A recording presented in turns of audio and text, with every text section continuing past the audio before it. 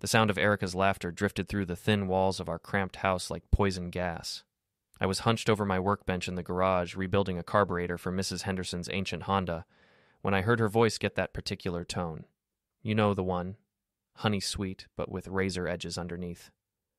Tom, you're terrible, she giggled into her phone. If Mike can't handle me having a social life, maybe he should find someone who wants to sit home every weekend watching his stupid motorcycle shows. I froze, wrench halfway to the carburetor. Tom, her ex-husband Tom, the real estate shark who'd made a fortune buying up waterfront properties in our fading port town and flipping them to rich city folks looking for authentic coastal charm. The same Tom who'd betrayed Erica 5 years ago, leading to their messy divorce and her subsequent rebound relationship with me. I know, she continued, her voice dropping to that breathy whisper she used to use with me. This weekend was incredible. I can't wait to see your new place again.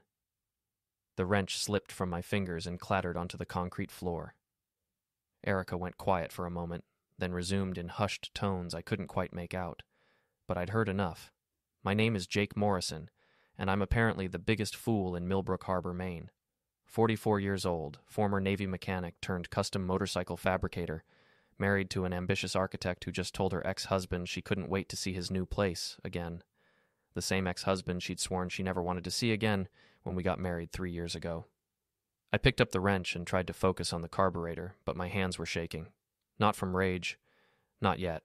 From something worse.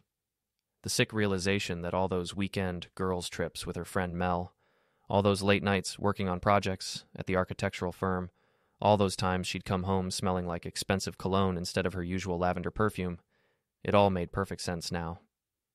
The garage door between the house and my workshop opened, and Erica appeared in her silk robe, phone pressed to her ear. She was still talking to Tom, but when she saw me looking at her, she quickly wrapped up the call. "Love you too," she whispered, then hung up and smiled at me like nothing had happened. "Hey, honey, how's the Honda coming along?" "Fine," I managed, turning back to my work. "Who was that?" "Just Mel. We're planning another weekend trip to Portland. You know how she gets about those antique shows. Before we dive deeper into this story, I have one small request. Please subscribe, drop a like, comment, and hit that hype button to boost this channel so more people can discover these incredible Reddit stories. Mel Thornton, Erica's best friend since college, owner of a cluttered antique shop downtown that somehow stayed in business despite having maybe 3 customers a week. I'd never liked Mel, something about the way she looked at me like I was a stain on Erica's otherwise perfect life. But I'd tolerated her because Erica claimed she was like a sister. "Another weekend trip?" I asked, not looking up from the carburetor. "Seems like you've been taking a lot of those lately." Erica's laugh had an edge now.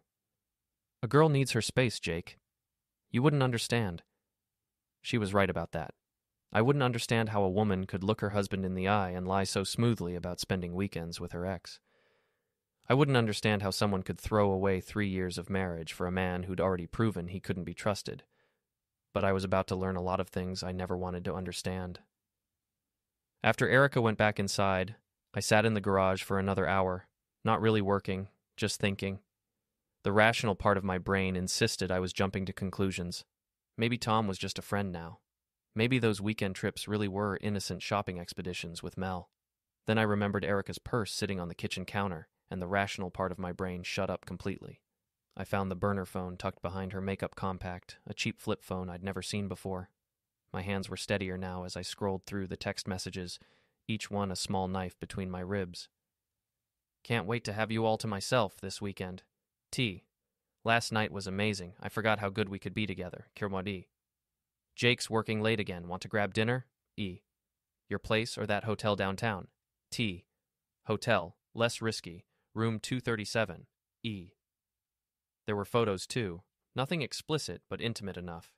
Erica in lingerie I'd never seen, posing in what was clearly a hotel room. Tom's hands on her shoulders at some restaurant I didn't recognize. The two of them toasting champagne in what looked like an expensive condo. I put the phone back exactly where I'd found it and walked back to the garage. My motorcycle, a custom Harley I'd been building for 2 years, sat in the corner like a faithful friend. I'd turned down a lucrative job transfer to Singapore last year because Erica said she couldn't leave her career here. I'd supported her through architecture school, helped her land her current job, even loaned her money to start her own firm. And she was throwing it all away for Tom Brennan, a man who'd already broken her heart once. The old Jake would have confronted her immediately, would have demanded explanations, and probably ended up in a screaming match that accomplished nothing. But as I stood there in my garage, surrounded by the tools and projects that represented everything I'd built in this town, I felt something shift inside me, something cold and calculating that I hadn't felt since my military days. If Erica wanted to play games, I'd play along. But I'd play to win. Friday evening came with the usual routine. Erica emerged from our bedroom wearing a little black dress I'd bought her for our anniversary, her hair perfectly styled and her makeup flawless. "Mel's picking me up in 20 minutes, she announced, checking herself in the hallway mirror. "We're driving up to Portland tonight, getting an early start on the antique show tomorrow." "Sounds fun," I said from the couch, not looking up from my magazine. "When will you be back?" "Sunday evening, probably late. You know how Mel gets when she finds a good estate sale?" I nodded and wished her a good trip, even kissed her goodbye like a proper husband should. Then I waited exactly 10 minutes before following her. Erica's car was easy to track, a bright red Honda Civic that stood out like a beacon on Millbrook Harbor's quiet streets. Instead of heading north toward Portland, she drove straight to the Harbor District, parking outside Tom's new luxury condo building. The same building I'd watched go up over the past year, marketed to wealthy retirees and summer residents as premium waterfront living. I parked across the street and waited. 20 minutes later, Erica emerged from the building lobby with Tom's arm around her waist. He was exactly as I remembered, tall, silver-haired, wearing the kind of expensive casual clothes that screamed, "I have money and want everyone to know it." They were laughing about something as they climbed into his black Tesla. I followed them to Salvatore's, the nicest Italian restaurant in town, the kind of place Erica and I had talked about going to for special occasions, but never quite managed to afford. Through the window, I watched them hold hands across the table like teenagers, watched Tom feed her bites of dessert, watched my wife gaze at her ex-husband with the same adoring expression she used to reserve for me. My phone had a decent camera, and the restaurant's lighting was perfect for photos. I documented everything, their arrival, their intimate dinner, the way Tom's hand rested on Erica's lower back as they left. When they returned to his condo building, I got shots of them kissing in the Tesla before heading inside together. The smart thing would have been to go home at that point. I had all the evidence I needed. But something kept me sitting in that car, staring up at the lit windows of Tom's fifth-floor unit. Maybe I was hoping to see something that would make this all make sense. Maybe I was just torturing myself. Around midnight, I gave up and drove home. Our house felt different now. Not like a home at all, but like a stage set where Erica performed the role of loving wife. I walked through the rooms we'd decorated together, past the photos of our wedding day, and felt like I was looking at someone else's life. Saturday passed in a blur of meaningless activity. I worked on the Honda, cleaned the garage, watched television without really seeing it. Every few hours, I'd check Erica's burner phone for new messages. Tom sent her photos of expensive jewelry at some boutique, asking her opinion on earrings and necklaces. She responded with heart emojis and promises about what she'd do to thank him properly. Sunday evening, Erica came home with shopping bags full of antiques and stories about her wonderful weekend with Mel. She showed me a vintage brass lamp she'd supposedly found at an estate sale, chattering about the elderly woman who'd sold it and the charming bed and breakfast where they'd stayed. Every word was a lie, delivered with the kind of enthusiasm that made me want to applaud her performance. "You seem quiet tonight," she said, as we got ready for bed. "Everything okay?" "Just tired," I replied. "Long weekend working on projects." "How long?" Max's voice was small. "About 17 years. The math was simple enough for a 12-year-old. Emma was 16. If Troy and Danielle had been together for 17 years, then... "Troy is Emma's dad?" Max asked. "Biologically, yes." Danielle found her voice. "Max, we need to talk about this at home. Why didn't you tell me?" "Because it's complicated." "It's not complicated," I said. "It's simple. Your mom had an affair, got pregnant, and decided to let me raise another man's child without telling me." "That's enough," Troy said, his face flushed with anger. "You're right. It is enough." I folded the DNA results and put them in my pocket. The crowd was still growing, whispering, recording everything with their phones. By tomorrow, the town would know the truth about Danielle and Troy. Max, I said, I love you. You're my son, and that will never change. But I wanted you to know the truth about your family. I turned and walked away, leaving them standing there, their secrets exposed, their reputations in ruins. Behind me, I could hear Max asking questions, Danielle trying to explain 17 years of lies in a way a 12-year-old could understand. It wasn't revenge. It was just the truth, delivered at the worst moment in the most public way. Sometimes, that's enough. There was a long pause before Erica responded. I know. You're right. It's just complicated. It doesn't have to be. I've been thinking about us a lot lately, about what we could have if you weren't tied down to someone who doesn't appreciate what he has. What are you saying? I'm saying maybe it's time to stop sneaking around. Maybe it's time to make this official. Another pause, longer this time. When Erica spoke again, her voice was soft, uncertain. Are you talking about getting back together? Really back together? I'm talking about fixing the mistake we made 5 years ago. I'm talking about us having the life we should have had all along. I turned off the television and went to the garage, needing to put some distance between myself and that conversation. But the damage was done. They weren't just having an affair. They were planning a future together, a future that required getting me out of the picture.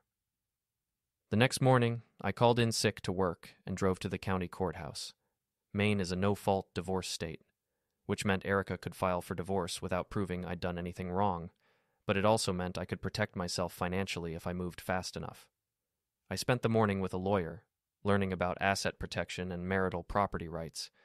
The house was in my name, purchased with money from my military service before I'd even met Erica. My motorcycle business, small as it was, belonged entirely to me. The joint checking account we shared had maybe $3,000 in it. Everything else was in accounts Erica didn't know about. If she files for divorce, she'll be entitled to half of any assets acquired during the marriage, the lawyer explained. But if you suspect she's planning to leave anyway, there are steps you can take to minimize your exposure. I took those steps. By Friday afternoon, our joint accounts were closed and the money transferred to accounts in my name only. I documented every lie, every secret phone call, every weekend trip that was really a romantic getaway with her ex-husband. I'd prepared for war, but I wasn't ready to declare war yet. That would come later when the time was right and the battlefield was properly prepared. Friday evening, Erica announced another weekend trip with Mel. This time, they were supposedly going to Bar Harbor to visit some antique shops and tour the coastal mansions. Sounds educational, I said, helping her pack her overnight bag. Take lots of pictures. I will. And Jake? Maybe you should think about calling some friends this weekend, doing something social.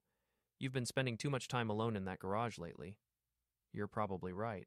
Maybe I'll give Eddie a call, see if he wants to grab a beer. She smiled and kissed me goodbye. The same routine as always. But this time, I was ready. This time, I had plans of my own. Saturday morning found me parked outside Tom's condo building again, but this time I wasn't just observing. I'd brought tools. Tom's Tesla was parked in his designated spot in the building's underground garage, gleaming black paint reflecting the fluorescent lights. The parking garage was empty except for a few other expensive cars belonging to the building's wealthy residents. I'd spent Friday night researching Tesla Model S vulnerabilities online. Turns out for all their high-tech features, they had the same basic weaknesses as any other car. The tires were still rubber, the paint was still just paint, and the charging port was surprisingly fragile if you knew where to apply pressure. I didn't slash his tires. That would have been too obvious, too crude. Instead, I loosened the valve stems just enough to cause slow leaks. By Monday morning, all 4 tires would be flat, but it would look like a maintenance issue rather than sabotage. The paint job required more finesse. Using a precision knife, I carved a message into the driver's side door. Cheater. Not deep enough to reach the metal, just enough to ruin the perfect finish and cost him a few $1,000s in bodywork. For the charging port, I used a small amount of industrial adhesive, the kind I used in motorcycle fabrication that bonded permanently to metal surfaces. Tom would be able to charge his car exactly once more before discovering his expensive electric vehicle had become a very heavy paperweight. The whole operation took less than 10 minutes. I was back in my truck and driving away before any of the building's residents emerged for their morning routines. My next stop was downtown, to pay another visit to Mel's antique shop. This time, I wasn't looking for gifts. "Jake?" Mel said when I walked in, her tone even chillier than usual. "What can I help you with today?" "Actually, I was hoping to help you," I said, browsing through her collection of vintage jewelry.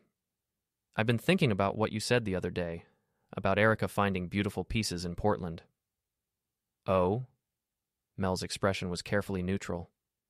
"The thing is, I called the hotel where you two supposedly stayed, the Eastland Park, right? That's where Erica said you went." Mel's face went pale, but she recovered quickly. "That's right. Lovely place. Funny thing, though, they don't have any record of either of you checking in last weekend. In fact, they've been booked solid for months with some corporate conference." The silence stretched between us like a taut wire. Mel's hands were shaking slightly as she rearranged some items on the counter. "Maybe Erica got the hotel name wrong," she said finally. "You know how she is with details sometimes." "Maybe," I agreed. "Or maybe she's been lying to me about these weekend trips. Maybe you've been helping her lie." Mel's mask slipped completely now, revealing the calculating woman underneath. "I don't know what you're implying, Jake, but—" "I'm not implying anything. I'm stating facts. Erica's been seeing Tom Brennan. You've been covering for her. The question is why." She stared at me for a long moment, then laughed. A bitter, ugly sound. "You really want to know why? Because Erica deserves better than a small-town mechanic who'll never amount to anything. Because Tom can give her the life she should have. The life she would have had if she hadn't made the mistake of marrying you. That's not your decision to make. Isn't it? I've been Erica's friend since college. I've watched her waste 3 years of her life playing house with someone who doesn't understand her ambitions, her potential. Tom may have made mistakes in the past, but at least he's successful. At least he can provide for her properly." I leaned across the counter, close enough that she could see the anger in my eyes. "And what do you get out of it, Mel? What's in this for you?" Her smile was poisonous. The satisfaction of watching Erica finally wake up and realize what a mistake she made. I left the antique shop with a much clearer picture of what I was dealing with. This wasn't just an affair, it was a conspiracy. Mel hadn't just been covering for Erica. She'd been actively encouraging the relationship, probably from the very beginning. That evening, I was working in the garage when my phone rang. It was Tom, his voice tight with barely controlled rage. "I know it was you," he said without preamble. "I'm sorry, who is this?" "Don't play games with me, Morrison. My car, my building's security cameras caught someone who looked a lot like you in the parking garage this morning." "That's interesting. What exactly happened to your car?" "You know exactly what happened. 4 flat tires, scratched paint, and a charging port that's been sabotaged. That's going to cost me $8,000 to fix." "Wow, that's terrible. Have you called the police?" There was a long pause. "The security footage isn't clear enough to make a positive identification, but I know it was you." "Well, if you're so sure, I guess you should file a report. I'm sure the investigators would be very interested in why someone might want to vandalize your property. They might even want to interview your girlfriend about possible motives." Another pause, longer this time. "Stay away from my car, Morrison, and stay away from me." "Or what? You'll call my wife." The line went quiet, and I knew I'd hit my target. Tom couldn't threaten me without revealing the affair, and he couldn't report the vandalism without risking exposure. He was trapped, and we both knew it. Sunday evening, Erica returned from her fake trip to Bar Harbor with more stories and more lies. She showed me brochures from mansions she'd supposedly toured and postcards from shops she'd supposedly visited. She'd clearly done her research this time, probably spending Saturday afternoon collecting props while Tom dealt with his car troubles. "You seem different," she said as we got ready for bed. "More relaxed. Did you have a good weekend?" "Very productive," I said. "Got a lot accomplished." "That's wonderful. I'm glad you're finding ways to keep busy when I'm gone." I smiled and kissed her goodnight, thinking about how much busier I was about to get. Because Tom's damaged Tesla was just the opening move in a much larger game, a game I intended to win. The final phase began on a Tuesday morning in late October, when everything in Millbrook Harbor was painted in shades of gold and crimson.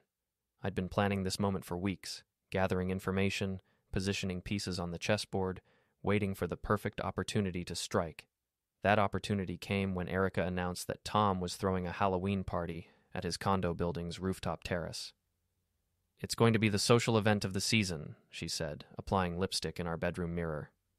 "Everyone who matters in town will be there." "Sounds fancy," I said. "Am I invited?" She paused, lipstick halfway to her mouth. "Well, it's more of a professional networking thing.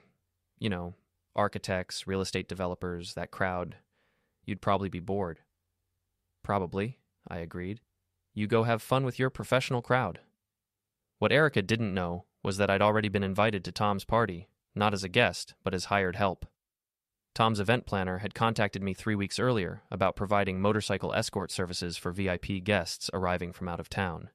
The irony was too perfect to pass up. Saturday evening arrived with a crisp autumn chill and clear skies perfect for outdoor entertaining. I dressed in my best black leather jacket and rode my custom Harley to Tom's building, where I was supposed to meet a group of Boston investors at the marina and escort them to the party. The investors turned out to be exactly what I'd expected. 3 middle-aged men in expensive suits who treated my motorcycle escort service like an amusing novelty. They followed me through downtown Millbrook Harbor on their rented Harleys, laughing and revving engines like teenagers. Tom's rooftop terrace was transformed into an elegant Halloween celebration, complete with carved pumpkins, autumn flowers, and strings of orange lights. The guest list was a who's who of local society: architects, lawyers, real estate developers, and assorted wealthy retirees who formed the backbone of Millbrook Harbor's social hierarchy. Erica was there, of course, wearing a stunning black dress and playing the role of Tom's charming companion. She was introduced to people as his dear friend and architectural consultant, but anyone with eyes could see they were much more than that. Tom's hand never left her waist, and she gazed at him with obvious adoration. I parked my motorcycle in the building's loading area and made my way to the service elevator, carrying a small duffel bag that contained the tools of my trade. Not motorcycle tools this time, but the accumulated evidence of 3 months' worth of investigation. The party was in full swing when I emerged onto the rooftop terrace. Tom was holding court near the bar, regaling a group of investors with stories about his latest real estate ventures. Erica was across the terrace, chatting with her boss, Richard Stanton, and several other architects from her firm. Neither of them noticed me at first. I was just another service provider, invisible among the waiters and bartenders who kept the party running smoothly. I spent 20 minutes circulating through the crowd, listening to conversations and positioning myself for maximum impact.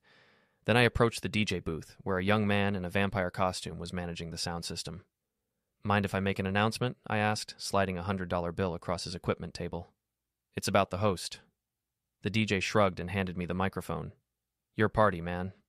I waited for a lull in the conversation, then tapped the microphone to get everyone's attention. The terrace fell silent as 100 faces turned toward me. "Good evening, everyone," I said, my voice carrying clearly through the sound system. "I hope you're all enjoying Tom Brennan's wonderful party. I'm Jake Morrison, and I have something special to share with you tonight." Tom's face went white as he recognized my voice. Across the terrace, Erica looked like she was going to be sick. "You see, Tom and I have something in common," I continued. "We've both been intimate with the same woman. The difference is I married her, and he's been seeing her behind my back for the past 4 months. The terrace erupted in shocked murmurs. Several guests pulled out their phones, sensing that something newsworthy was about to happen. "Now, I could have handled this privately," I said, reaching into my duffel bag, "but Tom and my wife Erica seem to prefer doing things publicly, so I thought I'd return the favor." I pulled out a tablet computer and connected it to the sound system's display screen. These are photos from their romantic dinners, their weekend getaways, their intimate moments in Tom's condo. This is audio from their phone conversations, where they discuss their future together and their plans to end my marriage. The screen filled with images: Tom and Erica kissing outside Salvatore's restaurant, embracing in his Tesla, toasting champagne in his living room. The audio clips played through the sound system, their voices clearly audible as they discussed their affair and their contempt for me. "Stop this!" Tom shouted, pushing through the crowd toward me. "You're trespassing. Security." "Actually, I'm here as hired help," I replied calmly. "You paid me to escort your investors from Boston. Speaking of which, gentlemen, you might want to know that your host has been using company funds to finance his affair. Those expensive dinners and hotel rooms, they're listed as business expenses on his tax returns." The 3 Boston investors exchanged glances, their expressions hardening. One of them was already on his phone, probably calling their corporate office. "And Richard," I said, turning toward Erica's boss. You might be interested to know that your employee has been using company time and resources for personal relationships. Those client meetings she's been attending, they were romantic dates with her ex-husband. Richard Stanton's face was a mask of professional disapproval. In his world, personal scandals reflected poorly on business reputations. "This is enough," Erica said, finally finding her voice. She pushed through the crowd toward me, her face flushed with anger and embarrassment. "Jake, stop this right now. We can talk about this at home." "Home?" I laughed, the sound carrying clearly through the microphone. "You mean the house you've been planning to abandon? The marriage you've been planning to end? I don't think we have much to talk about, Erica." "You don't understand," she said, tears streaming down her face. "It's complicated." "No, it's really not complicated at all. You wanted out of our marriage, so you started having an affair with your ex-husband. You lied to me for months, used our joint assets to fund your romantic getaways, and planned to leave me for a man who already cheated on you once before." I turned back to the crowd, most of whom were recording everything on their phones. The really interesting part is that none of this was spontaneous. Erica's best friend Mel Thornton has been orchestrating this affair from the beginning, encouraging Erica to reconnect with Tom and providing cover stories for their meetings. "That's not true," Erica protested, but her voice lacked conviction. "Isn't it? Mel's been planning this for years, ever since I had her fired from her job at the marina for stealing from the cash register. She's been waiting for the perfect opportunity to get revenge on me, and your marriage was just collateral damage." The crowd was completely silent now, hanging on every word. This was the kind of scandal that would be discussed in Millbrook Harbor for years to come. "So here's what's going to happen," I said, setting down the microphone and addressing Tom directly. "You're going to stay away from my wife. You're going to stop calling her, stop texting her, stop financing her weekend trips. Because if you don't, I'll make sure every person in this town knows exactly what kind of man you really are." Tom's face was purple with rage. "You can't threaten me, Morrison. I'll have you arrested." "For what? Telling the truth? Everything I've shared tonight is documented fact. Your affair is a matter of public record now, thanks to all these phone cameras. Your business practices are about to be audited by your Boston investors, and your reputation in this town is finished." I turned to Erica, who was sobbing openly now. "As for you, I'll have divorce papers drawn up by Monday morning. You can keep whatever personal items you brought into our marriage, but everything else stays with me. The house, the cars, the bank accounts, all of it." "Jake, please," she whispered. "We can work this out. I made a mistake, but we can fix this." "No, we can't. Because I'm done being married to someone who lies to my face every single day. I'm done pretending that what we have is worth saving." I packed up my equipment and headed for the elevator, leaving behind a terrace full of shocked guests and two people whose lives I'd just systematically demolished. As the elevator doors closed, I could hear the buzz of excited conversation resuming, punctuated by the sounds of Erica's continued sobbing. The ride down to the parking garage felt like the longest elevator trip of my life. When the doors opened, I walked to my motorcycle and sat there for several minutes, letting the reality of what I'd just done sink in. 3 months ago, I'd been a loyal husband who trusted his wife completely. Tonight, I'd become something else entirely, someone capable of calculated revenge, public humiliation, and methodical destruction of everything I'd once held dear. The old Jake Morrison would have been horrified by what I'd just done. But the old Jake Morrison had been a fool who believed in happy endings and second chances. The new Jake Morrison understood that sometimes the only way to win is to make sure everyone else loses. I started my motorcycle and rode home through the empty streets of Millbrook Harbor, leaving behind the wreckage of my marriage and the ruins of 2 other people's lives. Tomorrow would bring lawyers and divorce proceedings and the complicated process of untangling 3 years of shared existence. But tonight, for the first time in months, I felt like I could breathe again. The game was over, and I had won.